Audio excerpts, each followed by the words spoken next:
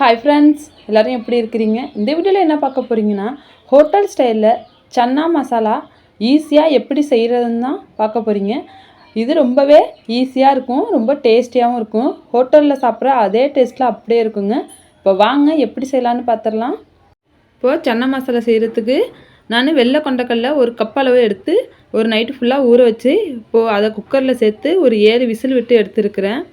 7 whistle வைங்க, நல்லா வெந்து வந்துடும்.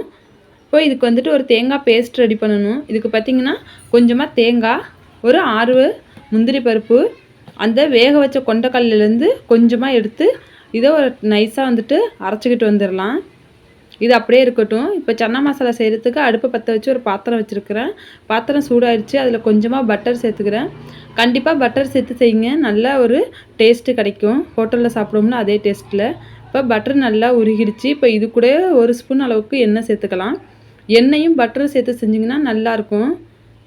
இப்போ எண்ணெய் நல்லா சூடாகட்டும். இப்போ இதில் ஒரு இலை, ஒரு அன்னாசி பூ, ஒரு பட்டை, 3 கிராம்பு, ஏலக்காய் வந்துட்டு ஒரு 3லேருந்து 4 சேர்த்துக்கோங்க. என்கிட்ட ஏலக்காய் இல்லை, அதனால நான் 1 தான் சேர்த்துக்கிறேன். இது கூடவே கொஞ்சமாக சோம்பு. இப்போ இது எல்லாமே நல்லா எண்ணெயில் பொரிஞ்சு வரட்டும்.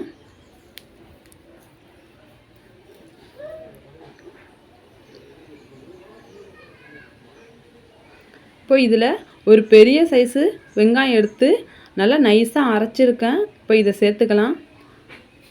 இதுமாரி அரைச்சிட்டு செஞ்சிங்கன்னா கிரேவி வந்து சூப்பராக இருக்கும். இப்போ இதை நல்லா வதக்கி விட்டுடலாம். இது வந்துட்டு நான் ஒரு 3லேருந்து 4 பேர் சாப்பிட்ற அளவுக்கு சொல்லியிருக்கேன். அதனால் ஒரு பெரிய சைஸில் வெங்காயம் எடுத்துக்கோங்க.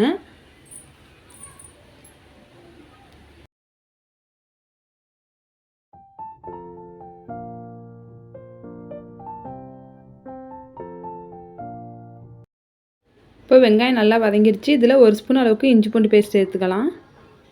இப்போ இஞ்சி பூண்டோட பச்சை வாசனை போக நல்லா வதக்கி விட்டுடலாம். இப்போ இதிலையே ஒரு 2 பச்சை மிளகாய் சேர்த்துக்கிறேன். பச்சை மிளகாவும் நல்லா வதங்கட்டும். இதில் நான் கொஞ்சம் பெரிய சைஸ்லேயே ஒரு 4 தக்காளி எடுத்து அதை நைஸாக அரைச்சிருக்கேன். இப்போ இதையும் சேர்த்துக்கலாம். இதுமாரி தக்காளி வெங்காயத்தை வந்து அரைச்சிட்டு சேர்த்திங்கன்னா கிரேவி வந்து நல்லா டேஸ்ட்டு கிடைக்கும். நல்லா நிறையாவும் இருக்கும் நம்மளுக்கு.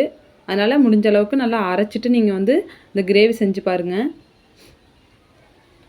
அதுமாரி இந்த கிரேவிக்கு வந்து தக்காளியோட அளவு வந்து கொஞ்சம் அதிகமாக வைங்க, அப்போ தான் கொஞ்சம் புளிப்பு டேஸ்ட்டு கிடைக்கும். இப்போ தக்காளி வந்து எண்ணெயில் நல்லா வதங்கி வரட்டும். எண்ணெயெல்லாம் பிரிஞ்சு வர அளவுக்கு நல்லா வதக்கி விட்டுக்கலாம்.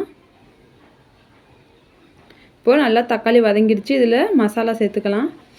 கொஞ்சமாக மஞ்சத்தூள், நான் 1.5 ஸ்பூன் அளவுக்கு மிளகாய்த்தூள் சேர்த்துருக்கேன். இது வந்து காஷ்மீரி மிளகாய்த்தூள், காரம் கம்மியாக இருக்கும். உங்கள் காரத்துக்கு ஏற்ப நீங்கள் சேர்த்துக்கோங்க. 1 ஸ்பூன் அளவுக்கு மல்லித்தூள் சேர்த்துக்கிறேன். 1 ஸ்பூன் அளவுக்கு சன்னா மசாலா சேர்த்துக்கிறேன். சன்னா மசாலா வந்து இது கடையில் வாங்கினது தான். அப்படி உங்கள்கிட்ட சன்னா மசாலா இல்லைன்னா நீங்கள் கரம் மசாலா கூட சேர்த்துக்கலாம். இப்போ எல்லாத்தையுமே நல்லா எண்ணெயில் வதக்கி விட்டுடலாம். இப்போ இது கூடவே கொஞ்சமாக புதினா எடுத்து இப்படி கையாலே கிள்ளி சேர்த்துக்கிறேன். இப்போ எல்லாத்தையும் நல்லா எண்ணெயில் வதக்கி விடுங்க. அதோட பச்சை வாசனை போக நல்லா வதங்கி வரட்டும்.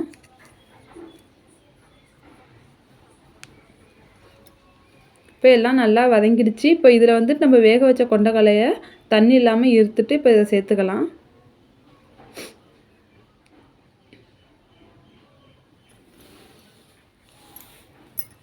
இதை இப்போ நல்லா கலந்து விட்டுடலாம்.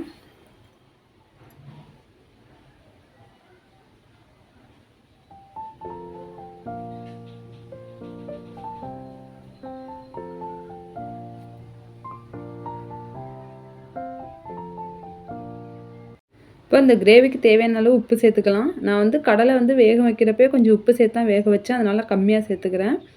இப்போ இதில் நம்ம வேக வச்ச கடலையிலேருந்து கொஞ்சமாக தண்ணி இருக்குல்ல, அதையும் சேர்த்துக்கலாம். இந்த தண்ணியை வேஸ்ட்டு பண்ண வேண்டாம், அதனால தான் இப்போ சேர்த்துக்கிறேன். இப்போ இது எல்லாத்தையும் நல்லா கலந்து விட்டுடலாம்.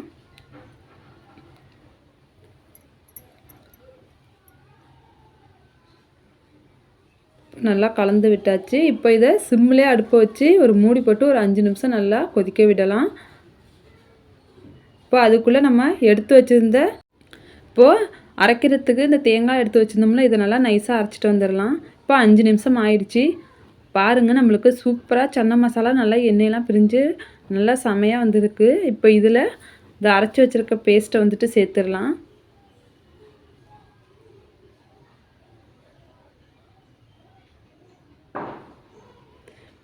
இப்போ இதிலையே கொஞ்சமாக வந்துட்டு மிக்ஸி சாரில் தண்ணி ஊற்றி இதையும் நான் சேர்த்துக்க போகிறேன். எனக்கு வந்து ரொம்ப தண்ணியாக வேண்டாம், அதனால நான் கொஞ்சமாக தான் தண்ணி சேர்த்துக்கிறேன்.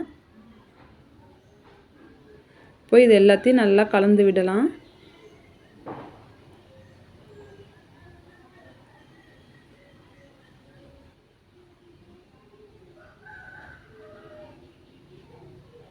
இப்போ இதை மூடி போட்டு ஒரு 2 நிமிஷம் மட்டும் சிம்மிலே வச்சு கொதிக்க விடலாம்.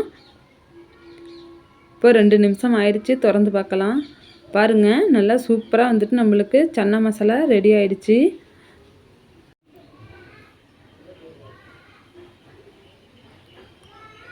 இப்போ இதை நல்லா கலந்தாச்சு. இப்போ இதில் ஃபைனலாக கொஞ்சமாக நான் வந்துட்டு ஜீனி சேர்க்குறேன். நீங்கள் ஜீனிக்கு பதிலாக வெல்லம் கூட சேர்க்கலாம். என்கிட்ட வெல்லம் வந்து முடிஞ்சிருச்சு, அதனால தான் ஜீனி கொஞ்சமாக சேர்த்துக்கிறேன். இப்போ இதை நல்லா கலந்து விட்டுடலாம். கண்டிப்பாக இதுமாதிரி ஃபைனலாக கொஞ்சமாக ஜீனியாவது வெல்லமாவது சேர்த்து செஞ்சு பாருங்கள், ரொம்ப சூப்பராக இருக்கும். இப்போ அவ்வளோதான் ஃப்ரெண்ட்ஸ், ஒரு 2 நிமிஷம் அப்படியே விட்டுடலாம். இப்போ பாருங்கள், நல்லா எண்ணெய் பிரிஞ்சு சூப்பராக சன்னா மசாலா வந்து நம்மளுக்கு ரெடி ஆகிடுச்சு. எனக்கு இந்த இப்போ இதை நல்லா கலந்து விட்டாச்சு. இதில் கொஞ்சமாக கொத்தமல்லி வந்து கட் பண்ணி சேர்த்துக்கிறேன். இப்போ இதை நல்லா கலந்து விட்டு அடுப்பை ஆஃப் பண்ணிக்கலாம். இது கெட்டியாக இருந்தால் தான் நல்லா டேஸ்ட்டாக நல்லா இருக்கும் சாப்பிட்றதுக்கு. ரொம்ப தண்ணியாக இருந்தால் அந்தளவுக்கு நல்லா இருக்காது. இப்போ சூப்பரான ஹோட்டல் ஸ்டைலில் சன்னா மசாலா கிரேவி ரெடி ஆகிடுச்சு. இப்போ இதை சாப்பிட்டுக்கலாம். இன்றைக்கி வந்து நம்ம வீட்டில் காலை சாப்பாடு பார்த்திங்கன்னா பூரியும் சன்னா மசாலா கிரேவியும் தான். நல்லா சாஃப்டான உப்பலான பூரி எப்படி செய்ய தெரிலனா கமெண்ட் பண்ணுங்கள், அதையும் நான் நெக்ஸ்ட் வீடியோவாக போடுறேன். ஓகே ஃப்ரெண்ட்ஸ், வீட்டிலையே ஈஸியாக ஹோட்டல் ஸ்டைலில் சன்னா மசாலா கிரேவி நீங்களும் இப்படி செஞ்சு பாருங்கள், ரொம்ப சூப்பராக இருக்கும். செஞ்சு பார்த்துட்டு எப்படி இருந்துச்சுன்னு மறக்காமல் கமெண்ட் பண்ணுங்கள். வீடியோ பிடிச்சிருந்துச்சுன்னா லைக் பண்ணுங்கள், ஷேர் பண்ணுங்கள், சேனலை சப்ஸ்கிரைப் பண்ணுங்கள், பக்கத்தில் இருக்க பெல் பட்டனையும் கிளிக் பண்ணுங்கள்.